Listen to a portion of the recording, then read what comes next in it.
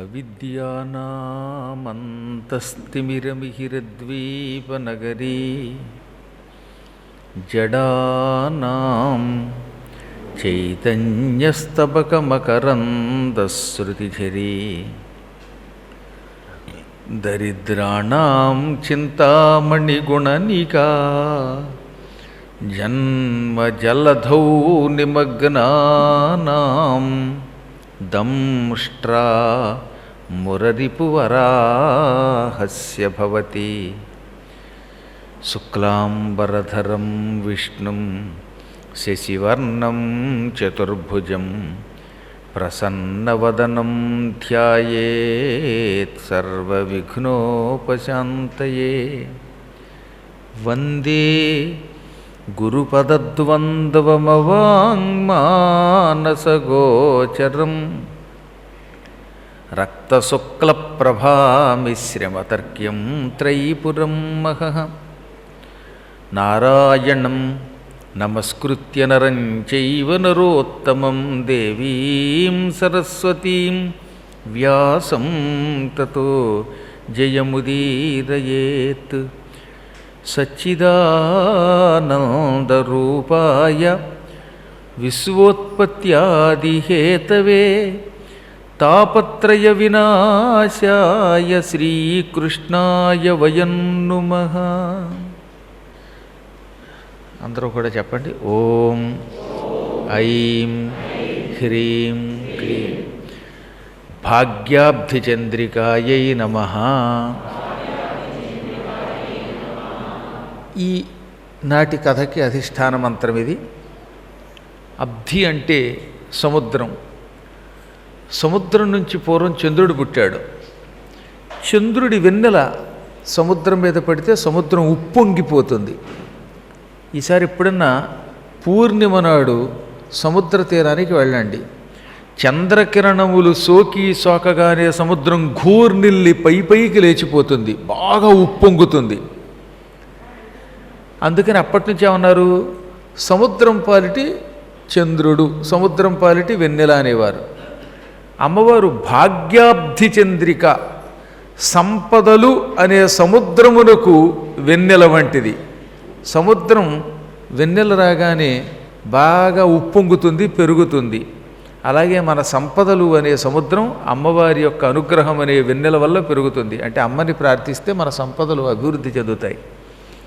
భాగ్యము అంటే ఈ లౌకికమైన ధనం మాత్రమే కాదని చాలా పర్యాయములు చెప్పుకున్నాం కనుక మళ్ళీ చెప్పక్కర్లేదు. అయినా అప్పుడప్పుడు మళ్ళీ తెలుసుకోవాలి.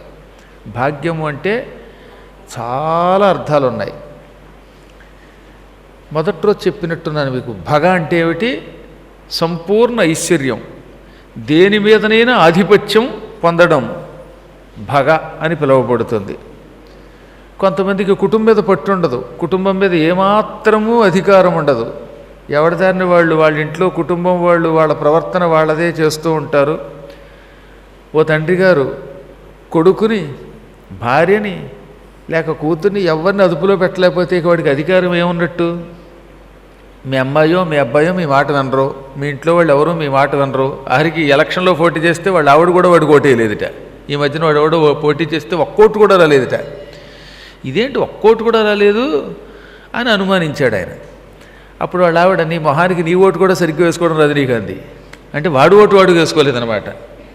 అటువంటి వాడికి ఇంకా దేని మీద ఆధిపత్యం ఉంటుంది? కాబట్టి సంపూర్ణమైన ఆధిపత్యం కావాలి. మనిషి ప్రవర్తన బాగుంటే, వాడి యోగం బాగుంటే అప్పుడు ఏమవుతుంది? ఇంట్లో అందరూ వాడి మాట వింటారు, బయట వాడి మాట చెల్లుతుంది. ఎక్కడికి వెళ్ళినా వాడి మాట వినేవాళ్ళు ఎక్కువగా ఉంటారు. సంపూర్ణముగా ప్రతి ప్రాణి మీద ఆధిపత్యం చెలాయించడం ఎవడి వల్ల కాదు. అంతటి పరమాత్మ అయిన కృష్ణుడిని కూడా తిట్టిన వాళ్ళు లేరు ఆ రోజుల్లో. రాముడిని తిట్టిన వాళ్ళు ఉన్నారు.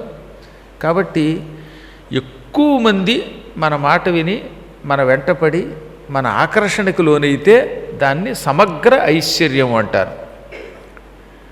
ఆ తర్వాత వీరత్వం ఉండాలి, కీర్తి ఉండాలి, లక్ష్మి ధనం ఉండాలి, జ్ఞానం ఉండాలి, వైరాగ్యం ఉండాలి. ఈ ఆరింటిని భగ అంటారు. ఐశ్వర్యస్య సమగ్రస్య వీర్యస్య యశస్శ్రియ జ్ఞాన వైరాగ్యయోశ్చైవ షణ్ణాం వర్గో భగస్మృత. ఈ ఆరింటిని భగ అంటారు. ఈ భగ కలిగితే వాడు భగవంతుడు. అందులోంచి వచ్చిందే భాగ్యం. కాబట్టి భాగ్యము అంటే నీ ఇంట్లో శాంతి ఉండాలి, నీ ఇంట్లో వాళ్ళంతా కలిసి ఉండాలి, ఐకమత్యంతో బ్రతకాలి. ఇంటికి వెడితే విరక్తి కలగకూడదు. బావో ఇంటికి వెడితే ఎక్కడ ఏ అశాంతి ఉంటుందో, ఎందుకు వచ్చిన కొంపరా అనుకోకూడదు. ఎక్కడికి వెళ్ళినా అవసరమైతే ధైర్యంతో పరాక్రమం ప్రదర్శించగలిగి ఉండాలి. వాడికి కీర్తి పెరగాలి, ధనం ఉండాలి. ఎన్నున్నా ధనం లేకపోయినా మళ్ళీ అదొక ఇబ్బంది కదా. డబ్బు లేనివాడు డుబ్బు కొరగాడని సామెత ఉంది. వాడు బయటికి వెళ్ళి ఏదైనా చెబితే బోడి చెప్పేవాలే, రూపాయి సంపాదించడం చేత కాదు నువ్వు చెప్పేవా అంటారు.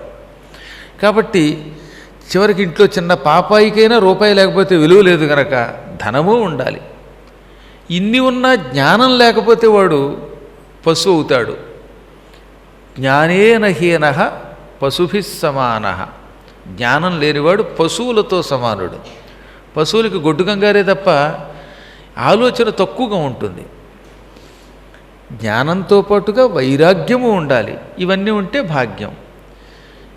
ఈ ఆరింటిలో ఇంకా కొన్ని ఉపాంశములు కూడా ఉన్నాయి. అనగా ఏమిటనమాట, సంతృప్తి అది గొప్ప అంశమట. ఒక్కొక్క వ్యక్తికి ఎప్పుడు తృప్తిగానే ఉంటాడండి. వాడిని చూస్తే కొంతమంది మనుషులని నేను చూసి ఉన్నాను, వాళ్ళు ఎప్పుడూ దేనికి బెంగ పెట్టుకోరు. ప్రళయం వచ్చి మీద పడిపోతున్నా ప్రశాంతంగా ఉంటారు, ఉన్నదానితో తృప్తిగా బతుకుతారు. మా నాన్నగారు మేము 1వ క్లాసు 2వ క్లాసు చదువుతుంటేనే వీడు ఎంఎస్సీ చదువుతాడు, వీడు ఎంఏ చదువుతాడు అని చెప్పేసేవారు. ఏమిటో ఏదో చదివేసినట్టే అంత సంతృప్తి అనమాట. ఈ కొడుకు ప్రపంచాన్ని ఏలతాడు అని చెప్పేవారు. తద్వారా ఏదో తెలియని ఆత్మతృప్తి పొందేవారు. తెల్లవారితే రూపాయి లేకుండా ఆస్తి అంతా దానం చేసేసుకున్నా సరే నాకేదో రేపు వస్తుందనే ఒక సంతృప్తి ఆయనకి. ఆయన అనుకుంటే అనుకున్నట్టు అయిపోయేది. ఇలాంటి సంతృప్తి చాలా అరుదుగా చూస్తాం అన్నమాట. ఆయన జీవితంలో దేనికి భయపడ్డా నేను చూడలేదండి. ఒక్కనాడు భయం కానీ, భీతి కానీ, బెంగ కానీ, రేపేమవుతుందనే ఆలోచన కానీ లేదు. హాయిగా కవిత్వం చెప్పుకుంటూ పిల్లలకి పాఠం చెప్పుకుంటూ గడిపేవారు. ఆయన దగ్గర చదువుకున్న అదృష్టవంతుల్లో ఈయనొకడు ఎదురుగుండా కూర్చుని ఆయన దగ్గర కొంతమంది చదువుకుని మహాయోగులు అయ్యారు, కొందరు టీచర్లు అయ్యారు, కొందరు ఐఏఎస్లు ఐపీఎస్లు అయ్యారు.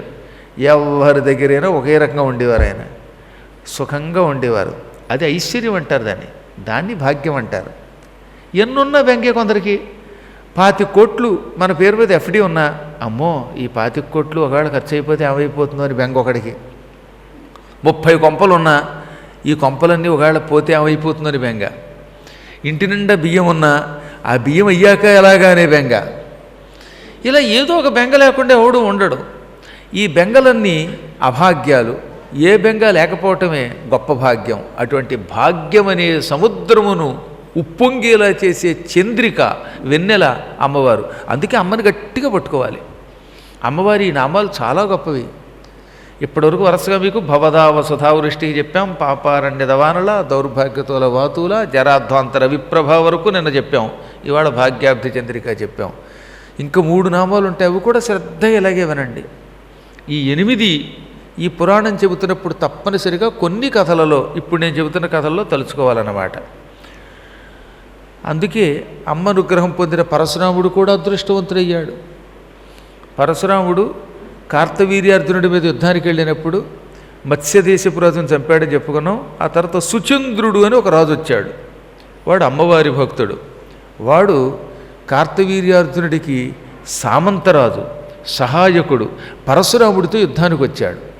అతడు ఎక్కడికి వెళ్ళినా యుద్ధానికి వెళ్ళే ముందు అమ్మని ప్రార్థిస్తాడు. వెంటనే అమ్మవారు ఒక సింహం మీద ఎక్కి మహాకాళి రూపంలో అతని ముందు నిలబడుతుంది. అమ్మవారు ఎదురుగుండా నిలబడితే ఆవిడతో ఎవరు యుద్ధం చేస్తారు? దాంతో శత్రువులు అమ్మని చూడడంతో భయపడి పారిపోయేవారు, లేదా కొందరు గుండెకి చచ్చేవారు. మూర్ఖులు యుద్ధం చేసి అమ్మవారి చేతిలో చచ్చేవారు. దాంతో సుచంద్రుడికి ఎప్పుడు అపజయం లేకుండా పోయింది. మహా ఉపాసకుడు వాడు. కానీ ఇవాళ అతడు కార్తవీర్యార్జునుడికి మిత్రుడిగా అతనికి సహాయంగా వచ్చాడు. అమ్మవారు అతనికి వరం ఇచ్చింది కనుక వాడు ప్రార్థించగానే వాడికి ముందుగా నిలబడింది. ఇప్పుడు పరశురాముడు ఆశ్చర్యపోయాడు. ఎవరితో అయినా యుద్ధం చేయొచ్చు, కానీ జగదంబ తనకు వరాలిచ్చినటువంటి శివుడి పత్ని ఎదురుగుండా మహాకాళీ రూపంలో ప్రత్యక్షమై సింహవాహనం మీద ఉంటే ఆవిడతో యుద్ధం ఎలా చేస్తాం అనుకుని భక్తితో ఆవిడ్ని స్తోత్రం చేశాడు. ఆ స్తోత్రం నేను మీకు వినిపించాను. అమ్మా, ఈశ్వర పత్ని మహాకాళి, సర్వలోక శుభంకరి, త్రిపురాలు నాశనం చేసిన కాళీ, కాళిక, బాల మొదలైన నామాలతో సమస్త లోకాలని అనుగ్రహించే తల్లివి. అందుకే నిన్ను త్రిపురాదేవి అని పిలుస్తారు. అటువంటి జగజ్జనడికి నీకు నమస్కారం. అమ్మ యుద్ధానికి వెళ్ళినప్పుడు ఎవడైనా శత్రువు మరీ చికాగ్గా కనపడితే వాడిని బెదిరించడానికి పెద్ద ముక్కులో పళ్ళు ఉన్న కొంగ రూపం ధరిస్తుందండి. ముఖం బక ముఖం అన్నమాట. ఇటువంటి రూపాన్ని చూస్తే అవతోడు తడిసిపోతాడు. అమ్మవారు యుద్ధానికి వెళ్ళేటప్పుడు రకరకాల రూపాలు ధరిస్తూ ఉంటుంది. ఆవిడ ముఖం మనబోటి భక్తులకి పరమ సౌందర్యవంతంగా కనపడుతుంది. మీరు భక్తులై అమ్మవారిని స్తోత్రం చేస్తే అమ్మవారి ముఖం నవ్వుతూ ఎంత అందంగా కనపడుతుందండి. అదే వాడు పాపాత్ముడైతే ఏ మహిషాసురుడో, శంభుడో, నిశంభుడో, ఇదిగో ఇలాంటి శత్రువులు ఎదురైనప్పుడు మాత్రం అమ్మవారు ఒక్కొక్కడికి ఒక్కొక్క రూపంతో కనపడుతుందిట. ఒక్కొక్కప్పుడు బకముఖంతో ఉంటుందిట. అది పెద్ద కొంగముఖం, తలంతా బాగా ఉంటుంది, ముక్కు దగ్గర నుంచి కొంగాకారం ఉంటుంది. ఆ ముక్కు లోపల మళ్ళీ పళ్ళు ఉంటాయట. కొంగకి పొడుగ్గా ఉన్న ముక్కు ఉంటుంది కదా, ఆ ముక్కు తెరిస్తే ముక్కులో రంపముల వంటి పళ్ళు ఉంటాయి. దాంతో ఆవిడ కొరికి తినేస్తుంది ఎవరినైనా సరే. ఒక్కొక్కప్పుడు అమ్మవారు వారాహి ముఖంతో ఉంటుంది, పంది ముఖంతో ఉంటుంది. వరాహావతారంలో ఉన్న విష్ణుమూర్తి స్త్రీ రూపం ధరించినట్టు ఉంటుంది. ఒక్కొక్కప్పుడు అమ్మవారు కౌమారీ రూపంతో ఉంటుంది, కుమారస్వామి స్త్రీ రూపం ధరించినట్టు అనమాట. ఇవే సప్తమాతృకలు అంటే.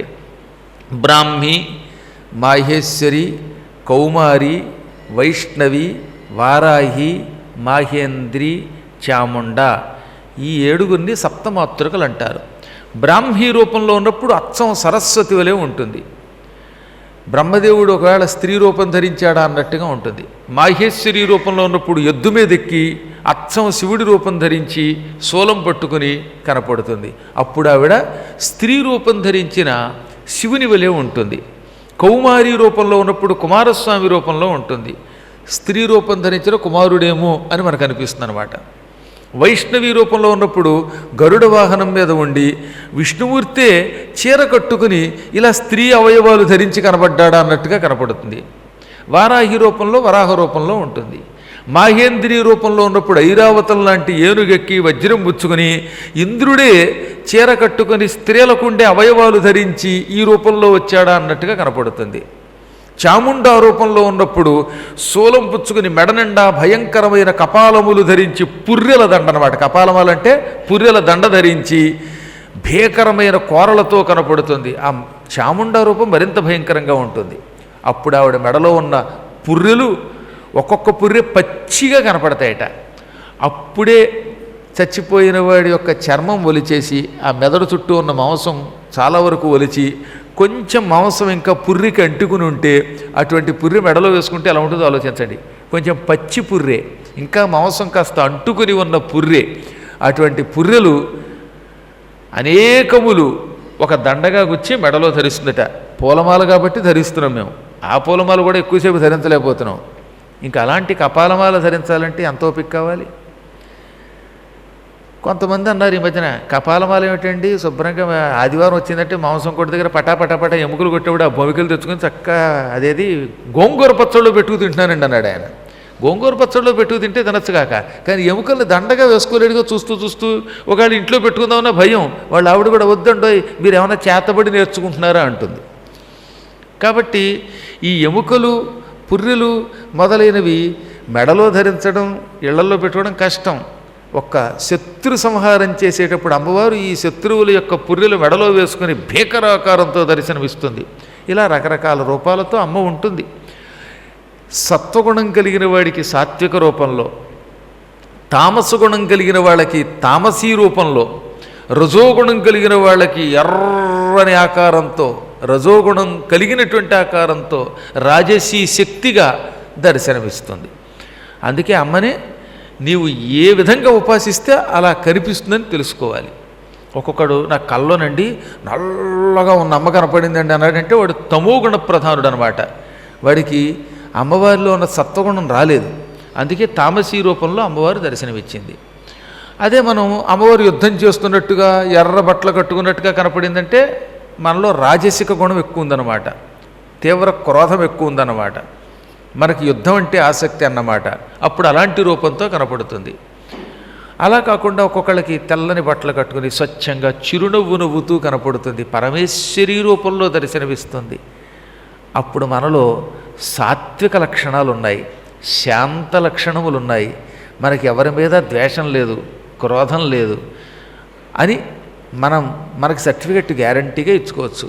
మన ఉపాసనని బట్టి అమ్మవారు ఒక్కొక్క రూపంలో దర్శనమిస్తుంది. ఇప్పుడు ఇక్కడ ఉపాసన చేసిన సుచంద్రుడు రజోగుణము తమోగుణము కలిగినవాడు కాబట్టి అతని కోసం బకముఖంతో కనపడిందిట. నాగారిగాయై, ఇంకా తల్లి మహాభయంకరమైన సమస్త అసురులను నాశనం చేసేటటువంటి రూపంతో ఉన్నది. నవఖండ భూమండలాలని ఆభరణాలుగా ధరించింది. నల్లని కాటుక కొండ వంటి రూపం ధరించింది. కాళీ రూపంలో ఉన్నప్పుడు అమ్మవారు నల్లగా ఉంటుంది, అప్పుడు ఆవిడ కాటుకే ఒంటికి పూసుకున్నట్టుగా కనపడుతుందట. కాటుక కొండను కొండ ఉన్నది, దానిని అంజన పర్వతము అంటారు. ఆ అంజన పర్వతం రాళ్ళన్నీ నల్లగా నిగనిగలాడిపోతూ ఉంటాయి. ఆ రాళ్ళను చూస్తే బహుశా కాటుక ఇందులోంచి తయారు చేశారా అనిపిస్తుంది అనమాట. ఆ కాటుక కొండ వంటి రూపంతో ఉన్నది. అటువంటి నీకు నమస్కారం. త్వమేవ మాతాచ పితాత్వమేవ జగత్రయస్యాపి నమో నమస్తే. నువ్వే నాకు తల్లివి, తండ్రివి నువ్వే, ముల్లోకాలు నీవే, నీకు నమస్కరిస్తున్నాను అని భక్తితో పరశురాముడు ఆ తల్లిని ప్రార్థించాడు. అప్పుడు భద్రకాళి సంతోషించి, నాయన ఏం కావాలో కోరుకో, అడిగిన ఏ వరమైనా ఇస్తానన్నది. ఇక నేను వేరే వరమే అడుగుతాను తల్లి, నువ్వు ఈ సుచంద్రుడికి రక్షణగా యుద్ధరంగంలో నిలబడ్డావు. వాడేమో కార్తవీర్యార్జునుడికి సామంతుడు మిత్రుడు. అటువంటి వాడి తరపున నువ్వు యుద్ధం చేసావనుకో, నీతో నేను యుద్ధం ఏం చేస్తాను? అఖిలాండ కోటి బ్రహ్మాండ నాయకివి, చరాచర జగత్తంతా నీలో ఉన్నది. నీవే మహాకాళివి, నీవే మహాలక్ష్మివి, మహాసరస్వతివి, త్రిమూర్తులు నీవే, జయస్వరూపిణివి, భద్రస్వరూపిణివి, భీకరస్వరూపిణివి, శ్రీకరస్వరూపిణివి, అన్నీ నువ్వే. నీతో యుద్ధం చేయటం అంటే అగ్నిలోకి మిడత దూకడం వంటిది. కాబట్టి ఏదో ఒక ఉపాయంతో వాణ్ణి నేను సంహరించాలి, ఇది నాకు ప్రసాదించు. ఏనకేనాప్యుపాయేన జగన్మాతర్నమోస్తుతే. నువ్వు నాకేదో ఒక ఉపాయం చెప్పు, నీవు చెప్పిన ఉపాయముతో వాణ్ణి సంహరిస్తాను. వాడు చావకపోతే నేను చచ్చిపోతాను. అప్పుడు అవతారమే ఉండదు, పరశురామ అవతారమే లోకంలో ఉండకుండా అయిపోతుంది. అనగానే అప్పుడు భద్రకాళి అన్నది, వీడు ఒకప్పుడు రోజుకు గుప్పెడు బూడిద తింటూ 6 నెలల పాటు నన్ను ఉపాసించాడు. అదొక విచిత్రమైన తామసీ ఉపాసనట. అసలు రోజు గుప్పెడు బూడిద ఎవడ తినగలడండి? గాడిది కూడా బూడిద తినలేదు. అటువంటిది రోజు గుప్పెడు బూడిద తినేవట, అంతకుమించి ఇంక వేరే ఏమీ తినేవాడు కదట. అలా 6 నెలల పాటు అమ్మవారిని ఉపాసన చేశాడు. అప్పుడు అమ్మ ప్రత్యక్షమై ఏం కావాలి అంటే, నాకు మృత్యువు లేని జీవితం కావాలి అన్నాడు ఈ సుచంద్రుడు. నాకు అసలు మరణం ఉండకూడదు, నేను ఎప్పటికీ భూమండలంలో జీవించి ఉండాలి, ఏ ఆయుధాలు ఏ రకమైన రూపములు నన్ను ఏమీ చేయకుండా ఉండాలి, అలాంటి వరం ప్రసాదించు అనగానే అమ్మ చిరునవ్వు నవ్వింది. ఇది మాత్రం కుదరదు నాయనా, ఈ భూమి మీద పుట్టాక ఎవడైనా చావవలసిందే, చావులేని వరం మాత్రం ఇవ్వను, ఇంకేదన్నా కావాలంటే కోరుకో. మృత్యుర్జన్మవతాం వీర దేహేన సహజాయతే అద్యవాబ్ద శతాంతేవా మృత్యుర్వై ప్రాణినా ధ్రువం. ఓ మహావీర, ప్రాణి పుట్టగానే వాడితో పాటు వాడి మృత్యువు కూడా పుడుతుంది. ఓ మనిషి భూమి మీద పుట్టాడంటే వాడి వెంట వాడి తోకలా వాడి చావు కూడా పుడుతుంది. ఈ చావు అద్య ఈరోజు అవ్వచ్చు, అబ్ద సంవత్సరం తర్వాత అవ్వచ్చు, శతాంతేవ 100 ఏళ్ల తర్వాత అయినా ప్రాణికి మృత్యు ధ్రువం వై, మరణం తప్పదు. మరణం లేకుండా ఎవడు ఉండడు. ఈ భూమి యొక్క లక్షణమే మృత్యు. అందుకే దీనికి మర్త్యలోకం అని పేరు. మన భూలోకానికి మర్త్యలోకం అని పేరు. మర్త్యలోకం అంటే ఏమిటి? మృత్యు అస్తి మర్త్య. నీకు మృత్యు ఉంది గనక నువ్వు మర్త్యుడివి. మృత్యువు లేదు గనక దేవతలని అమర్త్యులు అంటారు. దేవతలు అమర్త్యులు, మనం మర్త్యులం. కాబట్టి మర్త్య శబ్దంలోనే మృత్యు ఉంటే ఇక నువ్వు మళ్ళీ మృత్యువు లేకుండా ఎలాగ ఉంటావు? కుదరదు కదా, వరం ఇవ్వలేను కదా అన్నది ఆవిడ. ఈ మానవులకి తమ శబ్దాలకు అర్థం తెలియక కానీ తెలిస్తే ఆశ్చర్యపోతారు. కొంతమంది మనువాదం అని ఈ మధ్య నానా గందరగోళం చేస్తున్నారే. అసలు మానవుడు అంటే అర్థం ఏంటి? మనోహ అపత్యం పుమాన్ మానవ. మనువు యొక్క కొడుకులం గనక మనందరం మానవులం. కాబట్టి నువ్వు మనువాదం అని తిట్టావంటే నువ్వు మానవుడివి కాదు, దానవుడివి. నువ్వు మనువు యొక్క సంతానమే. మనందరం మనువు దగ్గర నుంచి వచ్చిన వాళ్ళమే. తర్వాత మన పనులను బట్టి ఇన్ని కులాల కింద ఇన్ని రకాలుగా విడిపోయాం తప్ప ఆరిజన్ మనందరికీ మొట్టమొదటి వాడు మనువే తండ్రి. స్వయంభవ మనువు శతరూప. ఆవిడికి పుట్టిన బిడ్డలు వరసగా ఈ రకాల చాతుర్వర్ణాల వాళ్ళు అయ్యారు. కాబట్టి మనువు సంతానం మానవులు. మృత్యు ఉంటే మర్త్యుడు. మనువు నుంచి ధర్మం పుచ్చుకున్నాడు కనుక మనుష్య. ఈ విధంగా శబ్దాలకు అర్థం తెలిస్తే ఓహో మనం వీళ్ళమా అని తెలుస్తుంది అనమాట. అవన్నీ మర్చిపోయాం. సంస్కృతి మర్చిపోయాం, అన్నీ మర్చిపోయాం. ఏదో తింటున్నాం, సంపాదిస్తున్నాం, జీవితం గడిపేస్తున్నాం, కొద్ది రోజులు ఉంటాం, తర్వాత పోతాం. ఇంతేగా కదా జీవితం అంటే. అంతే. పుట్టడం, పెరగడం, చావడం, మళ్ళీ పుట్టడం, మళ్ళీ పెరగడం, మళ్ళీ చావడం. పునరపి జననం, పునరపి మరణం, పునరపి జననీ జఠరే చేయనం. దీనివల్ల ఏమిటి లాభం అండి? అందుకే ప్రహ్లాదుడు దీన శుభము లేదు, దివ్య కీర్తియు లేదు, జగతి పుట్టి పుట్టి చచ్చి పొరలనేల, మనకు పుట్టని చావని త్రోవ వెదకి కొనుట దొడ్డ బుద్ధి. దీనివల్ల నీకేం సుఖం ఉంది? పుడుతున్నావు, పెరుగుతున్నావు, చస్తున్నావు, మళ్ళీ పుడుతున్నావు, మళ్ళీ పెరుగుతున్నావు, మళ్ళీ చస్తున్నావు. ఇలా జగత్తుల్లో పుట్టి పుట్టి చచ్చి మళ్ళీ పుట్టి మళ్ళీ చచ్చి ఎన్ని జన్మలు ఎత్తుతావురా? ఎప్పటికైనా శుభం ఉందా? దివ్య కీర్తి ఉందా? పుట్టని చావని శాశ్వత ముక్తి పొందడం ప్రయత్నించు. శాశ్వత ముక్తి పొందాలని ప్రయత్నించు. అలాంటి మార్గం వెతుక్కో.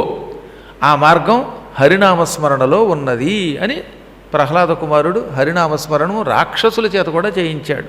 ఇవన్నీ విన్నప్పుడు బాగానే ఉంటాయి, కానీ బయటికి వెళ్ళాక ఆయన చెప్తాడు అని ఇంటికి వెళ్ళగానే గురువారం కదా పూరీ కూర చేసావా అంటాడు. మళ్ళీ పూరీ కూర, అది తిన్నాక ఎండైజేషను, ఆ తర్వాత మళ్ళీ మందు, పడుకోవడం, మళ్ళీ పొద్దున్న లేవడం. మామూలే. ఇక మీలాంటి జ్ఞానులు ఇంకా కొంతమంది ఉన్నారు కాబట్టి, కానీ లేకపోతే ఈ దేశం అయిపోయినా అనిపిస్తుంది అనమాట. అందువల్ల ఎప్పుడూ కూడా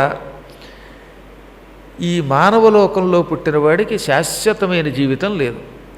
ఇప్పుడు కొంతమందికి చిరంజీవిత్వం ఇచ్చాడు పరమాత్మ, కానీ ఆ చిరంజీవిత్వానికి కూడా ఒక పరిమితి ఉంది. మార్కండేయుడికి కూడా పరిమితి ఉంది. ఇదిగో పరశురాముడికి ఓ పరిమితి ఉంది, అశ్వత్థామకి పరిమితి ఉంది. ఎవరికైనా పరిమితులు ఉంటాయి. కాకపోతే మనకంటే ఎక్కువ కాలం జీవిస్తారు. కొందరు కల్పములు జీవిస్తారు, కొందరు యుగములు జీవిస్తారు, కొందరు బ్రహ్మ కంటే ఎక్కువ ఆయువుతో జీవిస్తారు. కానీ మొత్తం మీద ఎప్పటికైనా వెళ్ళిపోతారు వాళ్ళు. అలా వెళ్లకుండా ఉండాలంటే దానికి ఒకటే ఒక మార్గం అట. అయితే కైలాసం లేదా వైకుంఠం లేదా మడిద్వీపం, ఈ మూడింట్లో ఎక్కడో చోటకి వెడితే, అది కూడా పరమేశ్వరుడికి దగ్గరగా వెళ్ళగలిగితే ఇక అక్కడ శాశ్వతంగా భూలోకానికి రావాల్సిన అవసరం లేకుండా ఉంటారు. ఒకవేళ భూమికి వచ్చిన స్వేచ్ఛగా వచ్చి మళ్ళీ తిరిగి వెళ్ళిపోతారు అక్కడికి. అక్కడ స్వేచ్ఛ ఉంటుంది. ఎప్పుడు కావాలంటే ఇప్పుడు రాగలుగుతారు, వెళ్ళిపోతారు. మన భూలోక మానవులకి స్వేచ్ఛ లేదు అనుకోవడమే, కానీ ఎక్కడుందండి స్వేచ్ఛ? మనకి ఎక్కడుంది? మనం మన ఇష్టం వచ్చినట్టు తినడానికి లేదు. నాకు బాగా పాయసం ఇష్టం అని ఎక్కువ తినేస్తే లోపల షుగర్ అట్టుకుంటుందని భయం కదా ప్రతివాడికి. కాఫీ ఇష్టం గట్టిగా తాగడానికి లేదు. నీ దగ్గర ఏముంది స్వేచ్ఛ చెప్పు? ఇప్పుడు డబ్బు ఉందని డబ్బు చూపించడానికి లేదు. 1,00,000 రూపాయలు 25,000 దాటి క్యాష్ ఇంట్లో ఉండకూడదట. ఈ మధ్యన అలాంటి రూల్స్ గురించి తెలిసింది నాకు. డబ్బులు కూడా గట్టిగా ఇంట్లో ఎక్కువ పెట్టుకోకూడదట, బంగారం ఎక్కువ ఉండకూడదట. ఇంకా నీకు స్వేచ్ఛ ఏమేడిసింది? ఆలోచించు. ఓ 1,00,000 బట్టలు కనిపించేయంటే ఇన్ని బట్టలు నీకు ఎక్కడొచ్చాయని అడుగుతాడు వాడు. వాడు ఎవడికో సమాధానం చెప్పాలి. బాబు వాడెవడో నాకు పంచి ఇచ్చాడురా, ఈ పంచి గురించి మళ్ళీ ఇప్పుడు ఎవరెవరు ఇచ్చారో అవన్నీ నేను ఎక్కడ రాసుకుంటాను లెక్క. అందుకే వచ్చిన పంచి వచ్చినట్టు ఎవడికోడికి ఇచ్చేస్తున్నాను, లేదా కట్టేసుకుని అవతల పారేస్తున్నాను. ఓ 100 పంచెలు ఉన్నాయనుకోండి, 100 పంచెలు ఎక్కడి నుంచి కొన్నావు అని బిల్లు అడిగితే ఏం చెబుతామండి? ఏ నిత్యనారాయణ గారు, ఏ సత్యనారాయణ గారు, ఇంకోళ్ళు ఎవరికో ఆనందం కలిగి ఓ పంచి ఇచ్చారు. ఈ పంచికి కూడా లెక్కలు ఎక్కడ చెబుతాం? మైదారు గొడవ. ఇంకా నయ్యం, పంచి వరకు ఆపారు, ఉపవస్త్రాలు లెక్క అడగట్లా. అది కొంతలో కొంత అదృష్టం. కాబట్టి ఎందుకు చెప్తానంటే, మానవుడికి ఎక్కడ లేదు, వాడు దేనికో దానికో, చట్టానికో, భూమికో, మనిషికో, దూతకో, ఎవడికో వాడికి లొంగి ఉండవలసిందే. అందువనే చాలా కాలం క్రితం, బహుశా రూసో అనుకుంటాను, man is born free from the nature but everywhere he's in chains అన్నాడు. మానవుడు పుట్టడం, సహజంగా పుట్టడం, స్వేచ్ఛగా పుట్టాడు. కానీ ఎక్కడికి వెళ్ళినా వాడి చేతులకి సంకెళ్ళే, ఎక్కడ చూసినా వాడికి బంధమే, బంధం లేకుండా ఉండడు అన్నది. ఇప్పుడు నాకే స్వేచ్ఛ ఉంది అనుకుందాం కాసేపు. ఈ పూట ఉపన్యాసం ఎగ్గొట్టి ఇంట్లో కూర్చొని క్రికెట్ చూడగలనా? చూడలేను. ఎందుకని? మాటిచ్చాను మీకు, బైండ్ అయ్యా. మీరు కావాలంటే ఎగ్గొట్టేస్తారు. 2 రోజులు ఉపన్యాసం మానేసి ఇంట్లో కూర్చొని నాకు రొంప చేసిందండి అని చక్కగా ప్రూఫ్ చూసుకోవచ్చు, ఇది వినేవాళ్ళు అయితే. లేదా మీలో ఎవరికైనా కాస్త అవసరం వస్తే మధ్యలో 2-3 సార్లు బయటికి వెళ్ళొచ్చు. లేదా కాస్త ఆక్సిజన్ కావాల్సి వస్తే ఏ పిల్లలు హాస్పిటల్కి వెళ్ళొచ్చు. కానీ గురువుగారు ఇక్కడ పురాణానికి కూర్చుంటే కదలడానికి లేదే. 2 గంటలు నాకు ఇక్కడి నుంచి కదిలే అవకాశం లేదు. చూసారా, ఇప్పుడు నాకు కూడా స్వేచ్ఛ ఎక్కడుంది చెప్పండి మీకు. కాబట్టి ఈ భూమి మీద నాయన ఎవ్వడూ స్వేచ్ఛగా ఉండడు. ఒక్క ఆ లోకముల నుంచి వచ్చేవాళ్ళే స్వేచ్ఛగా ఉంటారు. మృత్యువు లేని జీవితం ఇవ్వలేను, ఇంకేదన్నా వరం కోరుకోమంటే, అయితే ఓ పని చేయి తల్లి, నేను ఎప్పుడు ఎవరి మీదకి యుద్ధానికి వెళ్ళినా నాకు ముందు నువ్వు సింహవాహనం మీద నిలబడు. నేను యుద్ధానికి వెళ్ళానంటే నేను నిన్ను ప్రార్థిస్తాను, ప్రార్థించగానే నువ్వు నా ముందు నిలబడు, నా శత్రువుని చంపి. నువ్వు యుద్ధంలో నాకు సాయం చెయ్యలేనప్పుడు మాత్రమే శత్రువు చేతిలో నేను చావాలి. కానీ నువ్వు నాకు ఎప్పుడు సాయం చేయాలి అనగా, ఎప్పుడు సాయం చేయను, ఎల్లవేళలా సాయం చేసి ఒక్కప్పుడు మాత్రం సాయం చేయకుండా ఒక ఎడమ ఉంచుతున్నాను. అంటే నీ వరంలో ఒక చిన్న లోపం పెడుతున్నాను. ఆ లోపం లేకపోతే నువ్వు చావవు గనక నీ వరంలో కూడా ఒక వంక పెడతాను. ఏమిటది? నేను ఒకప్పుడు చిదగ్ని నుండి పుట్టాను. నాకు అగ్ని అంటే చాలా ఇష్టం. ఒకప్పుడు దేవతలంతా కలిసి తమ హృదయం అగ్నిగా తయారు చేశారు. అది చిదగ్ని అని పిలువబడింది. అంటే జ్ఞానాగ్ని. అందులో నుంచి నేను దేవతల కోసం పుట్టాను. అందుకే అమ్మవారికి చిదగ్నికొండ సంభూత. చిత్ అంటే బ్రహ్మ పదార్థం, మహానుభావుల యొక్క హృదయం అనే అగ్నికుండము నుండి అమ్మ పుట్టింది. ఎవరి కోసం? దేవకార్య సముజ్యత, దేవతల పనుల కోసం పుట్టింది. దేవతలు అనగా పవిత్రమైన మనస్సు కలిగిన వాడు ఎవడైతే వాడు దేవత. లోకం బాగుండాలి, అందరూ బాగుండాలి అని కోరుకున్నటువంటి వాళ్ళు, ఎంత తప్పు చేసినా ఇతరులను క్షమించగలిగేవాళ్ళు, అవసరమైతే శత్రువుల్ని చీల్చి చెండాడేవాళ్ళు, లోకద్రోహులను ధర్మద్రోహులను నరికవతల పారేసే శక్తి కలిగిన వాడు దేవతలు. అటువంటి వాళ్ళ దేవతల కార్యం కోసం అమ్మవారు చిదగ్ని నుండి పుట్టింది. అప్పటి నుంచి అమ్మని చిదగ్నికొండ సంభూత అన్నారు. అసలు అగ్నియే ఆమె. అందుకని అమ్మ ఏమన్నది? యుద్ధరంగంలో ఎవరైనా ఆగ్నేయాస్త్రం నీ మీద వేస్తే, అది కూడా నన్ను తలుచుకుని నీ మీద ఆగ్నేయాస్త్రం వేస్తే, నేను టక్కన యుద్ధభూమిలో నుంచి అదృశ్యమైపోతాను. ఇక నీకు రక్షణగా ఉండను. నేను అదృశ్యం కాగానే ఆ అస్త్రం వచ్చి నేను బూడిద చేస్తుంది. ఆ పని సాధారణంగా జరగదు. కానీ ధర్మస్వరూపుణ్ణి, విష్ణుస్వరూపుణ్ణి ఎప్పుడైనా నీవు యుద్ధంలో చంపాలని ప్రయత్నిస్తే, అంటే విష్ణుస్వరూపుడితో నీవు యుద్ధానికి వెడితే అప్పుడు నేను అదృశ్యమైపోతాను అని వరం ఇచ్చింది. ఎంత కథ పరశురాముడికి చెప్పింది ఆవిడ. ఈ కథ సుచంద్రుడికి తెలియట్లే. అమ్మవారు ఏదో మాట్లాడుతోంది, వాడికి వినపడదు. పరశురాముడు స్తోత్రం చేస్తున్నాడు, వాడికి వినపడ్డంలా. అది అమ్మవారి అనుగ్రహం అన్నమాట. ఆ మధ్యన ఒక ఆయన ఎదురుగుండా కూర్చున్నాడు అండి. పురాణం అంతా విన్నాక, ఏమిటి మీరు ఇలా చెయ్యూపుతున్నారు 2 గంటల నుంచి అన్నాడు ఆయన. తర్వాత తెలిసింది మహానుభావుడని. ఆయన చెవులో మిషన్ మర్చిపోయి వచ్చాట. అందుకని అంతా అయిపోయాక ఏమిటి ఇలా చెయ్యూపారు అన్నాడు.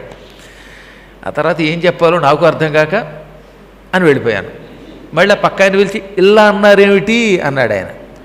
ఆయన ఏమీ చెప్పకుండా వెళ్ళిపోయాడు అనగానే అన్నాడు ఆయన. అందుకని మహాబధిర శంఖారావముల్, గొప్ప చెవిటాడి దగ్గరికి వెళ్ళి శంఖమూర్తి ఉపయోగం ఉంది. కాబట్టి చెప్పొచ్చేది ఏంటంటే, ఇంత జగన్మాతతో సంభాషణ జరుగుతూ ఉంటే పరశురామునికి ఇదేమి సుచంద్రుడికి తెలియలేదు. కానీ అమ్మవారు చెప్పవలసిందంతా చెప్పింది. నాయన పరశురామ, వీడికి ముందే చెప్పాను విష్ణు స్వరూపుడితో యుద్ధానికి వెళ్ళొద్దని, ఒక్కొక్కప్పుడు తప్పుడు పనులు చేసిన వాడికి సాయంగా వెళ్ళొద్దని. వాడు వచ్చాడు, దానివల్ల ఇప్పుడు ఫలితం అనుభవిస్తున్నాడు. నేను ఇందాక చెప్పినట్టుగా అగ్ని నుంచి నేను పుట్టాను కనుక నువ్వు వాడి మీదకి ఆగ్నేయాస్త్రం వేసేయి, అది కూడా నన్ను తలుచుకుని వెయ్యి. ఎలా తలుచుకోవాలది? జనని భక్తవత్సలే అని సంబోధించి వేసేయి. ఆగ్నేయాస్త్రం రాగానే నేను టక్కన అదృశ్యం అయిపోతాను. నేను అదృశ్యం అయిపోవడం వల్ల ఆ అస్త్రం నాకు తగలకుండా నా వెనకున్న వాడికి తగులుతుంది. నేను ఉన్నంత వరకు అస్త్రాలు నాలో కలిసిపోతాయి. నువ్వు బ్రహ్మాస్త్రం వేసిన, పాశుపతాస్త్రం వేసిన అవన్నీ నాలో లీనమైపోతాయి. ఈ సృష్టిలో ఏ అస్త్రం శస్త్రం నన్నేమీ చెయ్యలేవు. ఒక్క ఆగ్నేయాస్త్రం నన్ను తలుచుకుని వేస్తే మాత్రం నేను అక్కడ ఉండను. అప్పుడు ఆ అస్త్రం వల్ల వాడు భస్మం అయిపోతాడు. ఇదే నువ్వు వాడిని జయించే ఉపాయం అని అమ్మవారు ఉపాయం చెప్పేసింది, క్లూ ఇచ్చేసింది. అందుకని అమ్మవారిని గట్టిగా పట్టుకోవాలన్నమాట. వెంటనే ఆయన అలాగే తల్లి అన్నాడు. ఒక్కసారి అమ్మవారికి నమస్కరించాడు. అక్కట ప్రాణాయామం కూడా చేసేట, ప్రాణములను అదుపులో పెట్టుకున్నాడు అనమాట. ప్రాణాన్నియమ్య ఆచమనం చకృత్వ. అమ్మవారి మీదకి అస్త్రం వెయ్యాలి, అమ్మని తలుచుకుని వెయ్యాలంటే శుద్ధ ఆచమనం చెయ్యాలి, శరీరం పవిత్రంగా ఉండాలి. అందుకని ఆచమనం చేసి ప్రాణాయామం చేసి ఆ తర్వాత ఆగ్నేయాస్త్రం వేసేశాడు. ఆ క్షణమే అగ్నిజ్వాలలు కమ్ముకుంటూ పరశురాముడి ధనుస్సు నుంచి బాణం బయలుదేరింది. అగ్నిమంత్రములు చదివినప్పుడు బాణము నుండి భగభగ మంటలు బయలుదేరతాయి.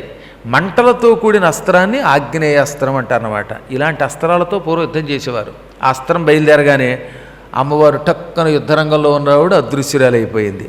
వెంటనే ఆ అస్త్రం వచ్చేసింది, సుచంద్రుడి శరీరం మీద పడిపోయింది. క్షణకాలంలో బూడిదైపోయేటండి వాడు. దగ్ధ్వా వపుర్భూతమయం తదీయం నినాయ లోకం పరదేవతాయా తతస్తు రామేణ కృత ప్రణామా సా భద్రకాళీ జగదాదికర్త్రి. నిమేషమాత్రంలో దగ్ధ్వా వాడిని దహించి వేసింది. వాడు బూడిదైపోయాడు. ఈ అస్త్రం వాడిని కాల్చేసింది. వాడి శరీరం అగ్నిజ్వాలల్లో కాలి బూడిదైపోయింది. వెంటనే పరశురాముడు జై భద్రకాళి అంటూ అమ్మవారికి భక్తితో నమస్కరించాడు. అప్పుడు అమ్మవారు ఆకాశ మార్గంలో నిలబడి, నాయన, ఈ ఆగ్నేయాస్త్రం వల్ల సుచంద్రుడు దగ్ధమైపోయాడు, కానీ వాడు నా భక్తుడు కాబట్టి వాడిని నా పరిచారికగా మార్చుకొని నా లోకానికి పట్టుకుపోతున్నాను. నా దగ్గర చాలామంది పరిచారికా గణం ఉన్నారు. వీడు కూడా నాకు ఒక సేవకురాలిగా మారిపోతాడు. కొంతమంది భక్తులు చచ్చిపోయే ముందు నాతో కొన్ని వరాలు స్వీకరించారు. వీడు కూడా ఏమన్నాడు, అమ్మ నేను చచ్చాక కనుక ఒకవేళ ఏ కారణం చేతనైనా మరణించక తప్పదంటున్నావు, మరణం లేని వరం ఇవ్వనంటున్నావు. నేను మరణిస్తే పురుష రూపం కాకుండా స్త్రీ రూపంతో నీకు సేవ చేసే సేవకురాల్ని కావాలి. పురుషులకైతే కొన్ని ఇబ్బందులు ఉంటాయి, అదే స్త్రీలకైతే నీ దగ్గర మరింత చనువుగా ఉండే అవకాశం ఉంటుంది. అందువల్ల స్త్రీ రూపంతో నిన్ను సేవించే భాగ్యం అమ్మని కోరాడు. అందుకే వీడి స్త్రీ రూపంలో నా దగ్గరకు వచ్చి సేవ చేసుకుంటాడు అన్నది. చూస్తుండగా సుచంద్రుడు ఏమైపోయాడు, స్త్రీ రూపం ధరించి అమ్మవారి దగ్గరికి వెళ్ళిపోయాడు. చస్తే చచ్చాడు, అమ్మవారి సన్నిధానానికి పోయాడండి. యుద్ధంలో పొరపాటు చేసి వచ్చినా, ఇంకో రకంగా మరణించినా మొత్తం మీద వాడికి యోగం బాగున్నది, అమ్మవారి భక్తుడు కనుక చివరికి అమ్మవారి దగ్గరికే వెళ్ళిపోయాడు. వాడు చావగానే వాడు కొడుకు పుష్కరాక్షుడు భార్గవరాముడితో యుద్ధానికి వచ్చాడు. ఈ పుష్కరాక్షుడితో కూడా ఘోర యుద్ధం చేసి వాణ్ణి సంహరించాడు. ఆ తర్వాత పరశురాముడి మీదకి మహావీరుడు అన్యాస్త్రుడు అనేవాడు ఒకడు వచ్చాడు. ఈ అన్యాస్త్రుడికి పూర్వం ఒకప్పుడు అమ్మవారు కత్తిచ్చింది. వీడు అన్యాస్త్రుడు అనేవాడు కూడా అమ్మవారి భక్తుడే. ఈ భక్తుల చరిత్రలే విచిత్రంగా ఉంటాయి. అన్యాస్త్రుడు అని ఒకడున్నాడు. వాడు ఇందాక చచ్చిపోయిన సుచంద్రుడికి ఒక రెండో కొడుకట. సుచంద్రుడికి 100 మంది కొడుకులు.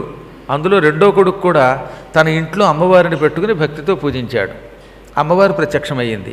ఏం కావాలో కోరుకోమంటే నాకు ఒక కత్తి అమ్మ అన్నాడు. ఆ కత్తి నీ ఖడ్గం నుంచి సృష్టించి, ఈ కత్తి నేను ఎవరి మీదకి విసిరినా ఆఖరికి నీ మీదకి విసిరినా నువ్వు చచ్చిపోవాలన్నాడు వాడు. గొప్ప భక్తులు కదటండి వీళ్ళు. అందుకే ఇలాంటి భక్తుల దగ్గర రాకుండా చూసుకోవాలంటే గురువుగారులు వరీ జాగ్రత్తగా ఉండాలి. ఎన్ని ఇచ్చినా ఒక క్లూ అట్టే పెట్టుకోవాలట. పూర్వం ఓ మంచి మల్లుడు ఒక ఆయన ఉండేవాడు. వాడు మహావీరుడు.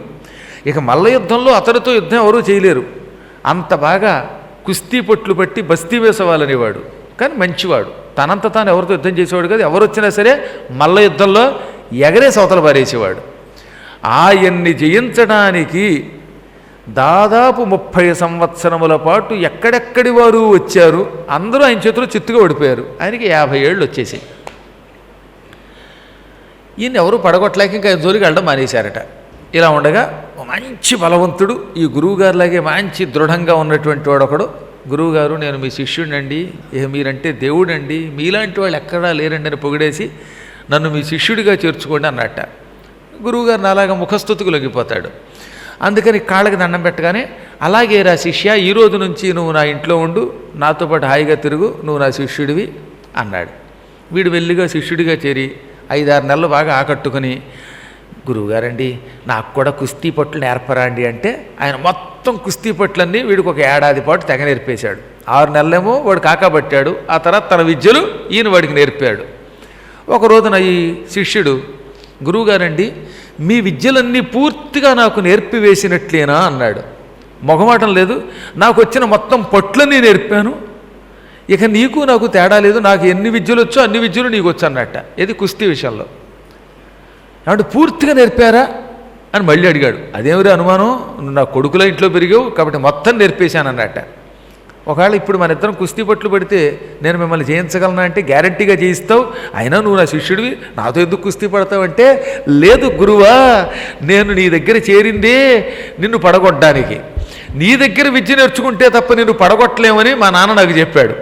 అందుకని కావాలని వచ్చి నేను కాకాబట్టేసి నేను బాగా నెత్తికెక్కించేసుకున్నాను. నువ్వు నా బుట్టలో పడ్డావు, నీ విద్యలని నాకు నేర్పావు.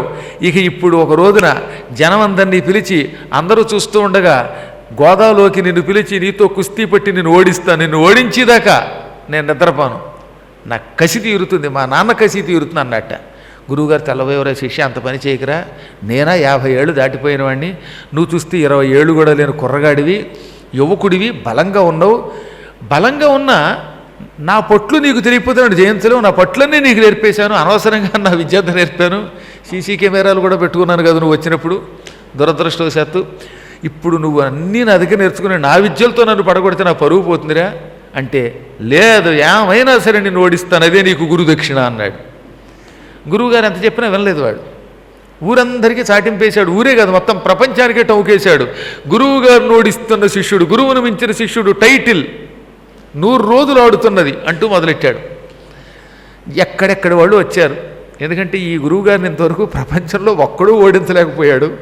ఇంతకాలానికి ఓ శిష్యుడి దగ్గరికి వెళ్ళి ఆయన దగ్గర విద్యను నేర్చుకుని ఆ విద్యలతో పడగొడతట, పైగా నీవు నేర్పిన విద్య ఏ నేరజాక్ష అంటున్నట్ట అనుకుని ఓ లక్షల మంది చూడడానికి వచ్చారు. వాళ్ళంతా చుట్టూతా కూర్చుని చూస్తూ ఉండగా రంగస్థలంలోకి, అంటే క్రికెట్ స్టేడియం లాంటి గోదాలోకి దిగారు గురువుగారు శిష్యుడు. గురువుగారు మళ్ళీ అడిగారు, శిష్య ఇది న్యాయం కాదురా, నన్ను ఇలా పాడు చేయకురా అంటే, లేదు గురువా, నేను పడగొట్టాక దండం పెడతాను కావాలంటే, ప్రస్తుతం అతను నేను ఓడించవలసిందే అన్నాడు. సరే ఇక గురువుగారికి తప్పలేదు, ఎందుకంటే బస్తీమే సవాలని అవతల వాడు కుస్తీకి పిలిస్తే కాదనకూడదు. ఇద్దరు యుద్ధం మొదలెట్టారు. పక్కన వాళ్ళు ఎవరు ఉంటారుగా, ఎంపైర్లు, వాళ్ళేమో ఏళ్ళను పుచ్చుకుని ఇష్ అనగానే ఇద్దరు మొదలెట్టాలన్నమాట. 5 రౌండ్లు జరుగుతుందట. 5 రౌండ్లలో ఆఖరి రౌండ్ వరకు పోరాడాలి. ఇంకా ఆఖరి రౌండ్లో చిత్త అయిపోతే వాళ్ళు లేవకపోతే ఓడిపోయినట్టు అనమాట. ముందు 4-5 అంపైర్లు ఏం చేశారు, విషయం ఊదారు, యుద్ధం మొదలైంది. మొదటి రౌండ్ గురువుగారిని పడగొట్టేశాడు శిష్యుడు. 2వ రౌండ్ పడగొట్టేశాడు, అయినా గురువుగారు అతి కష్టం మీద లేచారు. 3వ రౌండ్ పడగొట్టేశారు. 4వ రౌండ్లో కూడా పడగొట్టేశాడు గురువుగారిని. ఇక గురువుగారి పని అయిపోయింది అనుకున్నారంతా. 5వ రౌండ్ స్టార్ట్ అవగానే గురువుగారు హఠాత్తుగా వాడు నడుం దగ్గరలా పుచ్చుకుని గిర్రుని తిప్పి పట్మని నేల మీద పారేశాడు. ఆ శిష్యుడు నడుం విరిగిపోయింది, వెన్నుపోసు విరిగిపోయి లేవలేక, అమ్మో నా బ్యాక్ బోన్ విరిగిపోయింది, గురువా మోసం, ఈ పొట్టులోకి నేర్పలేదన్నట్ట. ఈ పొట్టు నేర్చుకోరా అన్నాడు ఆయన. ఇప్పుడు కింద పట్టావు, ఇప్పుడు నేర్చుకో అన్నాడు. ఈ పొట్టు నాకు నేర్పలేదనగానే ఈ పొట్టును నేర్చుకోరా, ఒరే నీలాంటి ఆషాఢభూతులు ఉంటారని నాకు తెలుసు, అందుకే నేను ఎప్పుడు 3 పొట్లు మాత్రమే ఎవరికి నేర్పను. ఇప్పుడు నీకు నేర్పిన ఈ పొట్టును ఇంకో 2 ఉన్నాయి, అవి అసలు నేర్పను. ఇప్పుడు నేర్చుకుని యుద్ధానికి వస్తావురా అంటే ఇంకేం వస్తాడు, విరిగిపోయింది వెనుపోసేవాడు, చక్రాల కుర్చీకి పరిమితం అయిపోయాడు శాశ్వతంగా. ఆ అద్భుతమైనటువంటి కథలన్నీ మన ఉపనిషత్తుల్లో ఉన్నాయి. అంటే ఒక్కొక్కప్పుడు మనం రెచ్చిపోయి మనం సంపూర్ణమైన గ్రిప్ వాడికి ఇచ్చేస్తే ఎప్పుడో ఒకప్పుడు వాడు కొంప ముంచేస్తాడు. అందుకని గురువులు కూడా తమ జాగ్రత్త తాము వహించాలి. అమ్మవారిని వాడు ఉపాసన చేసి అమ్మవారిని కత్తిమ్మని అడిగాడు ఈ అన్యాస్త్రుడు. అన్య అస్త్రుడు, అన్యమైన ఆయుధము కలవాడనమాట. అప్పుడు అమ్మ ఏమివ్వను అంటే కత్తి ఇమ్మన్నాడు. ఎందుకుట కత్తి? ఆ కత్తి నా చేతిలో ఉన్నంత వరకు ఎవరూ నన్ను చేయించకూడదు. ఆ ఖడ్గం నేను ఎవరి మీదకి విసిరినా వాడు చచ్చిపోవాలి. ఆఖరికి అమ్మ నీ మీదకి వేస్తే నువ్వు చచ్చిపోవాలి అనగానే ఆవిడ ఆశ్చర్యపోయి, ఆహా, ఇలా ఉండాలి భక్తులంటే, ఇది ఉపాసన అంటే. ఒరేయ్, నీలాంటి భక్తులు ఇంకో నలుగురుంటే ఇక పద్మాకర్ గారి ఉపన్యాసాలు చెప్పక్కర్లా, ఒకరి సన్యాసం పుచ్చుకోవచ్చు. మూఢుడా, నీ ఉపాసనకి వచ్చాను, వరం ఇస్తున్నాను, అడిగాక కాదనకూడదు. కానీ ఒక్కటి మాత్రం గుర్తుపెట్టుకో, నువ్వు కోరినట్టే నేను కత్తిస్తాను. ఆ కత్తి నువ్వు ఎవరి మీదకి వేసినా వాడిని చంపేస్తుంది. కానీ యుద్ధము చేస్తున్నప్పుడు అవతల వాడు యుద్ధం చేస్తేనే వాడి మీదకి విసరాలి. యుద్ధం చెయ్యని వాడి మీదకి కత్తి విసిరామనుకో, ఆ కత్తి తిరిగి వచ్చి నిన్ను నరికి చంపేస్తుంది. అవతల నీతో కత్తి ఎత్తి యుద్ధానికి వస్తే వాడి మీదకి వేస్తే వాడు చస్తాడు. యుద్ధం చేయకుండా ఏ ఉపన్యాసమో చెబుతున్న వాడి మీదకి వేసావా, ఆ కత్తి వాడి మెడలో పువ్వుల దండగా మారి మళ్ళీ వెనక్కి తిరిగి వచ్చి పర్ర్ అని నీ తలకే తెగ్గొట్టి అవతల పారేస్తుంది. ఆ తర్వాత నీ తల ఎగిరి నల్ల చెరువులో పడుతుంది, ఇక తెల్లబోతావు, జాగ్రత్త అనగానే అల్లాగే తల్లి అన్నాడు. అమ్మవారు ఒక కత్తి ఇచ్చింది వాడికి. అప్పటి నుంచి వాడు ఆ కత్తి పుచ్చుకుని ఎప్పుడైనా యుద్ధానికి వెళ్ళాడా, అవతల శత్రువు తనతో యుద్ధం చేస్తున్నప్పుడు వాడి మీదకి ఆ కత్తి విసిరాడంటే ఇక వాడు చచ్చినట్టే. కానీ కత్తి చాలా జాగ్రత్తగా యుద్ధం చెయ్యని వాడి మీద వేసేవాడు కదట. ఇప్పుడు అన్యాస్త్రుడు యుద్ధానికి వచ్చాడు. యుద్ధానికి వస్తూ ఉంటే పరశురాముడి మీదకి ఆ కత్తి వేద్దామని చూస్తున్న సమయంలో అకృతవ్రణుడు వచ్చి, ఎందుకయ్యా పరశురాముడితో యుద్ధం, ఆయన అమ్మవారి భక్తుడు కదా, ఎందుకు ఆయనతో యుద్ధం అన్నట్ట. ఎవడ్రా నువ్వు, పరశురాముడి మీద కత్తి వేయొద్దంటావా, నువ్వు చావరా అని అకృతవ్రణుడి మీదకి విసిరాడు ఆ కత్తివాడు. అకృతవ్రణుడు యుద్ధం చెయ్యనివాడు. అమ్మవారు ఏం చెప్పింది, యుద్ధం చెయ్యని వాడి మీద వేస్తే ప్రమాదం అందా, అయినా వాడు కోపంలో అకృతవ్రణుడి మీద వేశాడు. ఇది అమ్మవారి లీలంటే. ఈ దుర్మార్గుడు చావాలి, పరశురాముడికి ఏం అవ్వకూడదు. అందుకని మధ్యలో అకృతవ్రణుడిని అక్కడికి పంపింది. ట్రాప్లో పడ్డాడు అన్యాస్త్రుడు. పరశురాముడితో యుద్ధం వద్దంటే వినిపించుకోకుండా అకృతవ్రణుడి మీద కత్తి వేయగానే ఆ కత్తి మహావేగంగా వచ్చి అకృతవ్రణుడికి మెడలో దండగా మారిపోయి క్షణకాలం మెడలో దండగా ఉండి ఆ తర్వాత దండ మళ్ళీ వెనక్కి తిరిగి మంచి కత్తిగా మారి వాడి పీకని పర్రును కోసేసింది. వాడి తల వెళ్ళి కొండలా దొల్లుకుంటే ఎక్కడో పడిపోయింది. దెబ్బకి చచ్చిపోయాడు. అందువల్ల ఎన్ని ఆయుధములున్నా, ఎన్ని ఉపాసనలున్నా, మనలో పవిత్రత లేకపోతే, మంచితనం లేకపోతే, అమ్మవారి అనుగ్రహం లేకపోతే అవి మనల్ని రక్షించవు. చూస్తున్నాం కదండి మనం ఎంతోమంది, బోలెడు ఉంటాయి ఇంట్లో, కానీ అవేం రక్షిస్తున్నాయా? అర్ధరాత్రి వేళ గుండెపోటుకి మందు ఉంది ఒక ఆయన దగ్గర, ఆ ట్యాబ్లెట్ వేసుకుంటే ఎటువంటి హార్ట్ అటాక్ అయినా తగ్గి మళ్ళీ పొద్దున వాడు హాస్పిటల్కి వెళ్ళగలడు. అటువంటి ట్యాబ్లెట్లు పక్కన పెట్టుకుని హఠాత్తుగా హార్ట్ అటాక్ వస్తే ఆ ట్యాబ్లెట్ కోసం ఇలా వెతుకుతూ ఉండేలోపు సీసా కింద పడిపోయింది. సీసా కింద పడిపోయి ఆ మాత్రలు కింద దొల్లాయి. వీడి మంచం మీద అక్కడికి కూడా వెళ్ళలేక గుండెపోటే చచ్చిపోయాడు.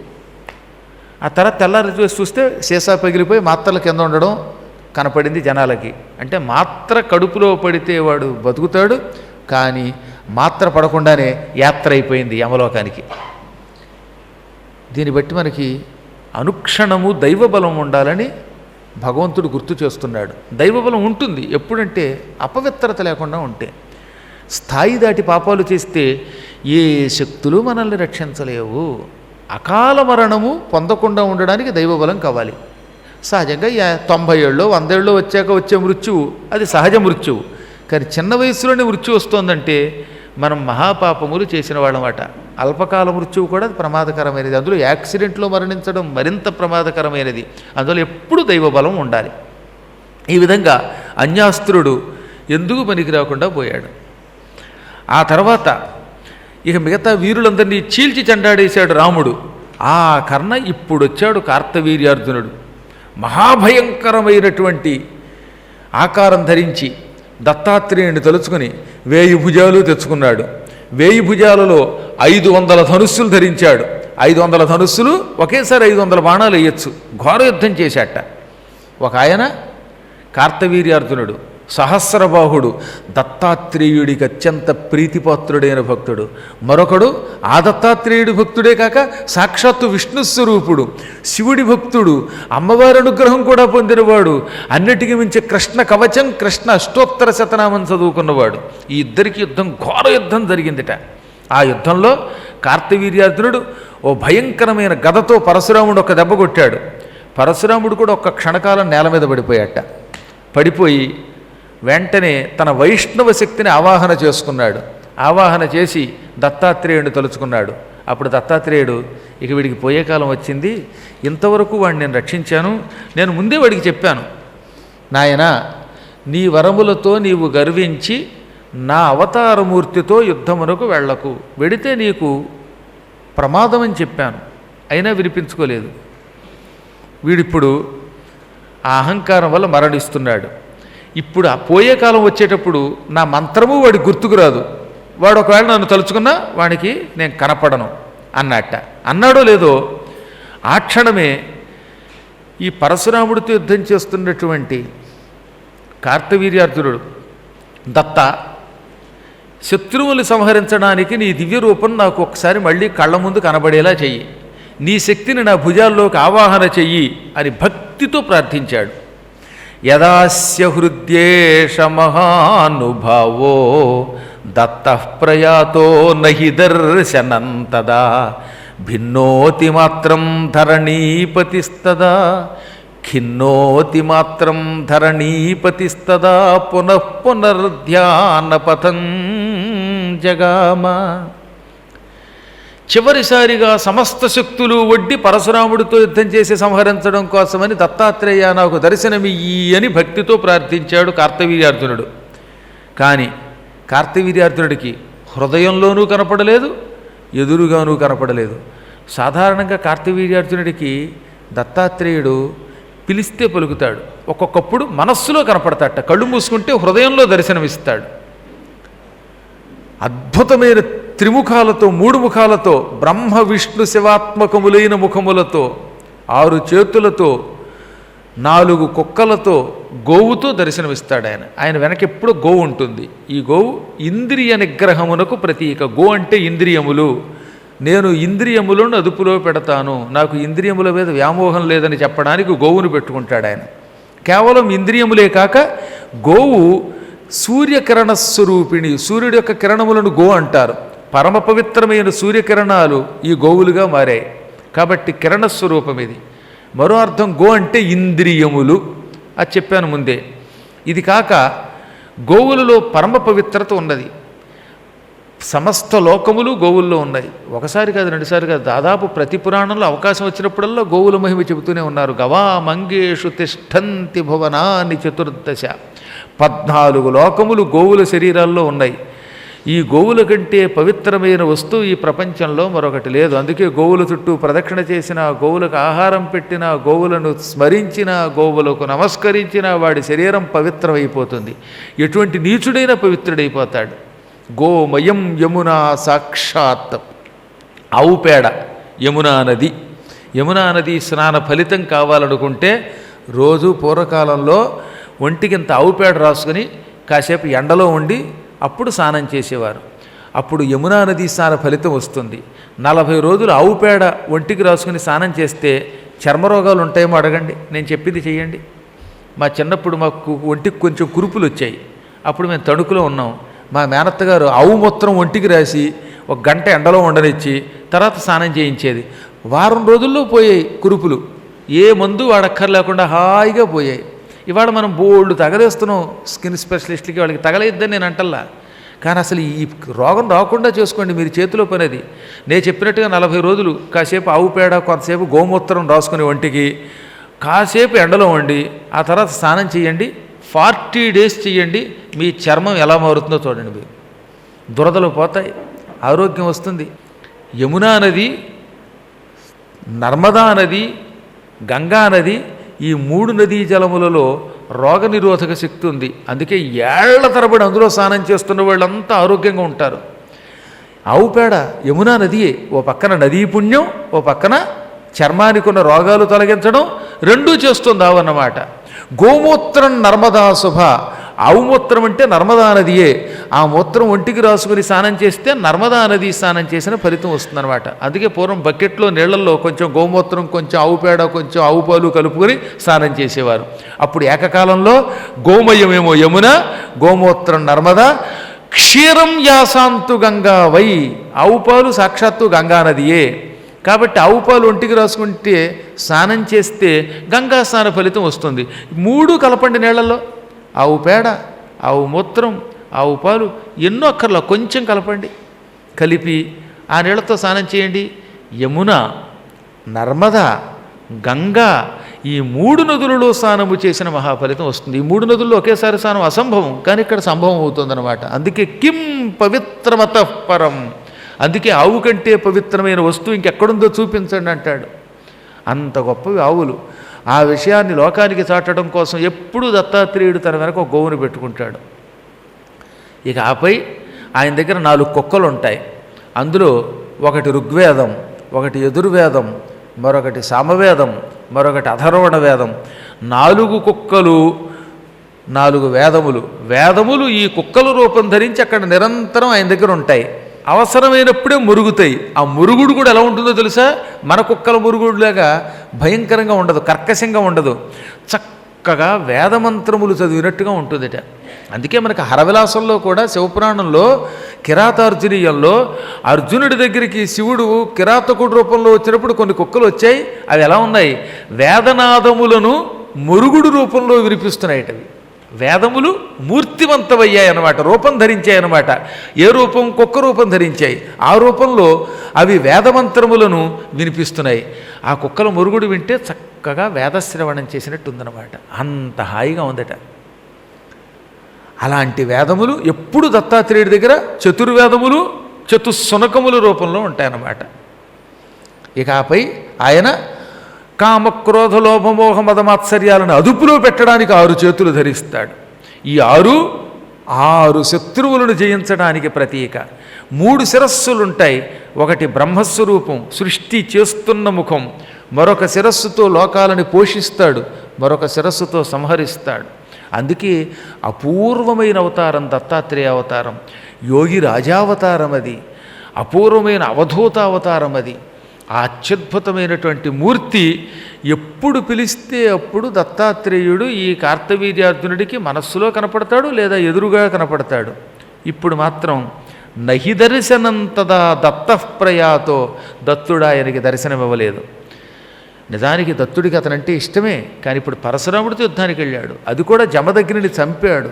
చంపిన తర్వాత కదా యుద్ధం జరుగుతోంది. ఒక విప్రుడి సొమ్ము, ఆతిథ్యం ఇచ్చిన వాడి సొమ్ము, వాడిని చంపి ఎత్తుకుపోతావా? ఈ పాపం వల్ల నీ ఉపాస్య దేవతనైన నేను ఇక నీకు కనపడనన్నాడు ఆయన. చచ్చాక నన్ను చూస్తావు, అప్పటి వరకు నన్ను చూడవపమ్మన్నాడు ఆయన. పాపం ఖిన్నుడైపోయాడు ఆయన, ఏడ్చాడు. పునఃపునఃధ్యాన పతంజగం, మళ్ళీ మళ్ళీ ధ్యానించాడు. సధ్యాయమానోపి నచాజగామ దత్తో మనోగోచరమస్య రాజన్. ఎన్నిసార్లు ధ్యానించినా దత్తుడు అతనికి మనస్సులో కనపడలేదు, మనోగోచరుడు కాలేదు. అప్పటికి కార్తవీర్యార్జునుడికి తన పాపం ఏమిటో తెలిసి వచ్చింది. అబ్బా, నేను చేసింది పాపమే. మహానుభావుడైన జమదగ్నిని చంపించాను. ఆయన దగ్గర ఉన్న హోమధేనువుని అపహరించడానికి ప్రయత్నించాను. అసలు ఎవడైనా దొంగతనం చేయకూడదు, అందున రాజు అసలు చెయ్యకూడదు. పరిపాలకుడు దొంగ అయితే ఎలాగా? పైగా ఆ దొంగతనం కూడా ఎవరి దగ్గర? ఒక ఇంద్రియ నిగ్రహం కలిగిన ముని దగ్గర దొంగతనం చేయటమా? పోనీ ఆ ముని కూడా ఎవరు?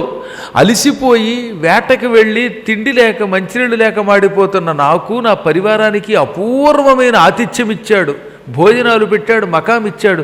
అటువంటి వాడికి ద్రోహం చేయటమా? ఎంత పాపం అండి అది. అసలు అన్నం పెట్టిన వాడికి ఎప్పుడూ ద్రోహం చేయకూడదట. మనం ఇది మాత్రం గుర్తుపెట్టుకోండి. అన్నద్రోహం, బ్రహ్మద్రోహం, గురుద్రోహం నకారయేత్. ముగ్గురికి ద్రోహం చేయకూడదు. అన్నం పెట్టాడు మనకి, వాడికి ద్రోహం చేయకూడదు. ఏం పెడితే నేను అన్నం పెట్టాడు కదా పాపం. నీవు ఆకలితో ఉన్నప్పుడు పిలిచి నీకు ఏ దిక్కు లేనప్పుడు ఆదరించి అంత అన్నం పెడితే ఆ అన్నం పెట్టినవాడిని ఎప్పుడూ శాశ్వతంగా గుర్తుపెట్టుకోవాలి. ఎప్పుడూ అన్నం పెట్టినవాడికి ద్రోహం చేయకూడదు. రెండోది బ్రహ్మద్రోహం, నీ పురోహితుడికి ద్రోహం చేయకూడదు. ఒక్కసారి బ్రాహ్మడికి ద్రోహం చేస్తే ఆ ద్రోహం నుంచి ఎప్పటికీ బయటపడలేవు. మూడోది గురుద్రోహం, ఈ రెంటికంటే అపవిత్రమైనది మరింత భయంకరమైనది గురుద్రోహం. గురువులకి ఎప్పుడు మాట వరసకు కూడా ద్రోహం తలపెట్టకూడదట. ఒక్కసారి మనం గురువు అని ఒక గురువుని ఆశ్రయించాక యావజ్జీవితం ఆ గురువుని మనస్సులో పెట్టుకు ధ్యానించాలి. అప్పుడు ఆ గురుశక్తి వల్ల, గురు భక్తి వల్ల మనకి పునర్జన్మ లేకుండా పోతుంది. గురుద్రోహానికి ప్రాయశ్చిత్తం లేదు కాకలేదు. బ్రహ్మఘ్నతకి అంటే బ్రాహ్మణ హత్యకి ప్రాయశ్చిత్తం ఉన్నది. అన్నద్రోహమునకు కూడా ఎప్పుడో ఒకప్పుడు ప్రాయశ్చిత్తం ఉన్నది. కానీ గురుద్రోహమునకు లేదట. ప్రాయశ్చిత్తం నైవచ నైవచ, లేదు లేదు లేదు, మళ్ళీ ఆ గురువుగారు అనుగ్రహించవలసిందే, ఇంకెవ్వడు నిన్ను రక్షించలేడు. ఇన్ని ఎరిగి నేను విప్రుడికి ద్రోహం చేశాను, ఇక నాకు చావు తప్పదనుకున్నాడు. ఆ తర్వాత అప్పుడు పరశురాముడు ఏమన్నాడు తెలుసా? వీడికి పోయే కాలం వచ్చిందని పరశురాముడికి తెలుసు కదా, అతని దుఃఖం అతనికి తెలుసు కదా. అందుకని పరశురాముడు చంపే ముందు కార్తవీర్యార్జునుడితో ఏమన్నాడో తెలుసిన? నాయనా, నువ్వు చాలా మంచి పుణ్యం చేశావు, చేసి కూడా చెయ్యరాని అపరాధం చేశావు. ఆ అపరాధం వల్ల నేను నిన్ను సంహరిస్తానని శపథం చేశాను. కాబట్టి నీకు ఇంకా చావు తప్పదు. అయినప్పటికీ బాధపడకు. చచ్చే ముందు నీ గురువుని తలుచుకో, నీ గురువు దత్తాత్రేయుని తలుచుకో. ఎత్తే సుపుణ్యం బహుజన్మ సంచితం తేనేహ దత్తస్య వరార్హ పాత్రం. నువ్వు చేసిన పుణ్యం మరణానంతరం నేను రక్షిస్తుంది. అంత్యకాలంలో ఎవరిని తలుచుకుంటే నువ్వు ఆ లోకానికి వెళ్ళిపోతావు. నీ గురుడు నువ్వు తలుచుకోగానే అంత్యకాలంలో నీకు కనపడతాడు. అప్పుడు శాశ్వతంగా ఆయన లోకానికి వెళ్ళిపోతావు. బాధపడకు. శరీరధారులు ఎవరైనా ఎప్పటికైనా మరణం పొందక తప్పదు అనగా, ఇక యుద్ధం చేసి చవడం క్షత్రియ ధర్మం కనుక కాసేపు యుద్ధం చేయడానికి ప్రయత్నించాడు. కానీ రామచంద్రుడు, సాక్షాత్తు పరశురాముడు కృష్ణ కవచాన్ని ఒక్కసారి స్మరించుకుని కృష్ణ కవచం చదువుకుని చేతిలో ఉన్న గండ్రగొడ్డలు ఎత్తాడు. నిమేషమాత్రంలో చేతులు పట్ట పట్ట పట్ట పట్ట నరికేశాడు. పొట్లకాయలు కూడా అంత తేలిగ్గా నరకలే అంట. లేత లేత పొట్లకాయలను వండేటప్పుడు ఏం చేస్తారంటే కత్తి పెట్టి చాకుతో టపా టపా టపా ముక్కల కింద కొడతారు. పొట్లకాయ కూడా అంత తేలిగ్గా నరకలేరేమో, అంత తేలిగ్గా గండ్రగొట్టలతో నరికి అవతలపారేశాడు. ఆ తర్వాత ఈ చేతిలో ఉన్నటువంటి గండ్రగొట్టలు శిరస్సు మీదకి విసరగానే ఆ క్షణమే అతని శిరస్సు తెగిపోయింది. ఆ రాజు చచ్చిపోయే ముందు జై గురుదేవా అని తన గురువైనటువంటి దత్తాత్రేయుని తలుచుకున్నాడు. ఈ శ్లోకం వినండి, చాలా గొప్పది. సరాజా దత్తభక్తస్తు విష్ణోశ్చక్రం సుదర్శనం ప్రవిష్టో భస్మసాజ్జాతం శరీరం బాహునందన. ఆ రాజు పరమదత్త భక్తుడు, ఏమీ అందులో సందేహం లేదు. జీవితంలో ఒక పొరపాటు చేస్తే చేయొచ్చు కాక, కానీ నిరంతర భక్తుడు కదా. అందువల్ల ఏమైంది? గండ్రగొడ్డలితోటి పరశురాముడు అతని తల నరకడంతో వాడి శరీరం భస్మైపోయింది. భస్మమైపోయిన కార్తవీర్యార్జునుడి శరీరం నుంచి బొటనవేలంత అగ్నిజ్వాల బయటకు వచ్చింది. అంటే అతని ప్రాణం అన్నమాట. అతని ప్రాణం బొటనవేలంత రూపంతో బయటకు వచ్చింది.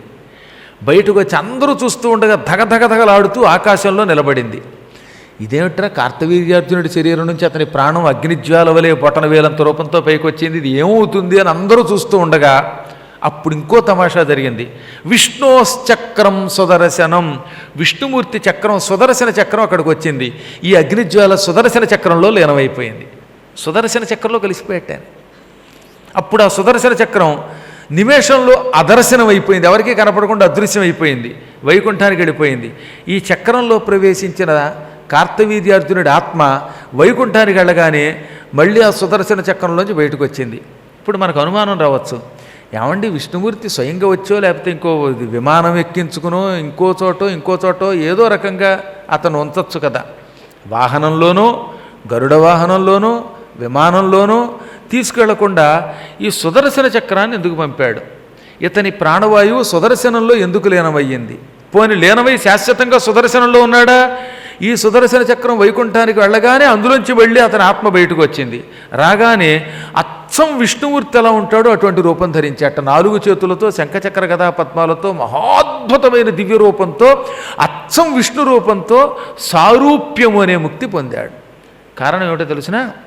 మరణ సమయంలో భగవంతుడిని తలుచుకుంటే తన గురువుని, అది ఏ దేవుడైనా పర్వాలేదు కానీ దేవుడి కాకుండా గురువుని తలుచుకోవాలట. దత్తాత్రేయుడు దైవమే కాక గురువు కదా.